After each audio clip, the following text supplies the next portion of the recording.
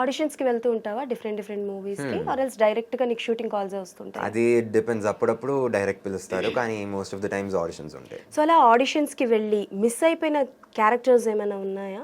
ఆడిషన్స్కి వెళ్ళి మిస్ అయిపోయిన క్యారెక్టర్స్ లేవు కానీ డైరెక్ట్గా పిలిచి మిస్ అయిపోయిన క్యారెక్టర్స్ ఉన్నాయి.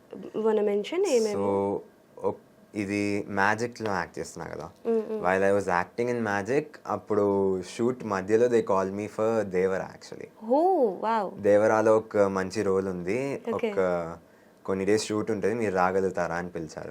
అంటే దేవరా అంటే ఫర్ ఎన్టీఆర్ గారి చైల్డ్ వర్షన్? అంటే దాంట్లో రోల్ ఏంటని కరెక్ట్గా స్పెసిఫై చేయలేదు, బట్ దాంట్లో ఒక రోల్ ఉందని చెప్పి టీం నుంచి కాల్ వచ్చింది. ఓకే, కానీ అది చేయలేకపోయాను. అరే దేవరాలో మిస్ అయిపోయింది.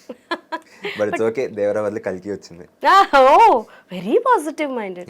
ఎవరి పోలికలు ఇవి, మదరా ఫాదరా? ఇద్దరి పోలికలు. ఇద్దరు వెరీ పాజిటివా? సపోజ్ నువ్వు ఎప్పుడైనా షూటింగ్ నుంచి వెళ్ళేటప్పుడు, అంటే నాకు తెలిసి బేసికల్గా ఎవరో ఒకరు ఉంటూ ఉంటారు అనుకుంటా నీకు, మమ్మీ కానీ ఫాదర్ కానీ. సో ఎప్పుడైనా సరే షూటింగ్ నుంచి వెళ్ళిన తర్వాత ఇంకొంచెం బాగా చేస్తే బాగున్ను, ఆర్ ఎల్స్ బాగా చేసావు అని మోటివ్ చేసిన వాళ్ళు ఎవరైనా, అంటే లైక్ ఎవరు కరెక్ట్ ఎక్కువగా చేస్తుంటారు నీకు?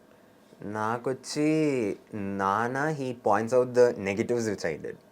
అమ్మ points out the positives, like బాగా చేసావురా, ఆ సీన్ బాగా చేసావు, you did this action well, అది కరెక్ట్గా చేసావు అని చెప్తుంటా.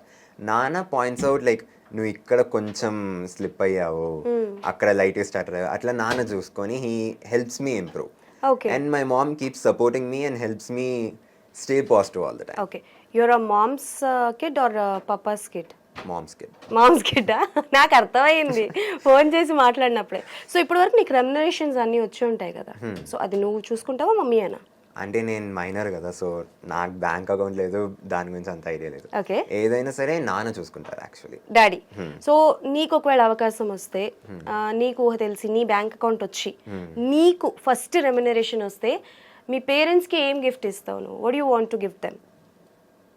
I want to give my mom a sari or some kind of jewellery, ఒక నెక్లెస్ అయినా సరే అట్లా something. Okay, and I love to give my dad either ఒక కొత్త బైక్ అయినా సరే or new clothes for him to either like a dhoti and a shirt, and I'd like to see them happy, ఎందుకంటే no matter what a gift is, the best thing is seeing your parents happy. Hey, that's true.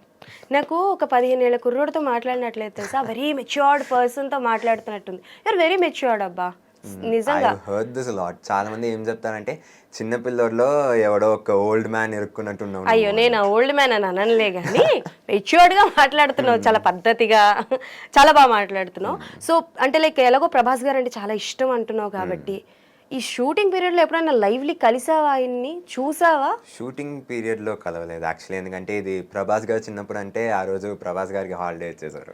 అయ్యయ్యో, ఏమి sir మీరు, నాగేశ్వన్ గారు ఎంత పని చేశారు పాపం, బిడ్డను ఒకసారైనా కల్పించాలి కదా.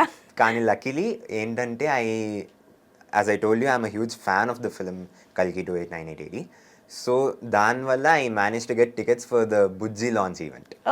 అక్కడ వెళ్ళి I got in to the ముందుకెళ్ళి I got to see Prabhas garu face to face. అది it was a wonderful experience. బుజ్జిది రివీల్ చేసి when the car came in and once he hit all the raiders and got out, it was crazy కదా, goose pimples అసలు మామూలు కాదు. అవును, బుజ్జికి నీకు combination ఉంటుందా మరి? లేదు, అది ఆయన పెద్ద అయ్యాక అది బుజ్జి భైరవ షోలో చూపిస్తారు కదా.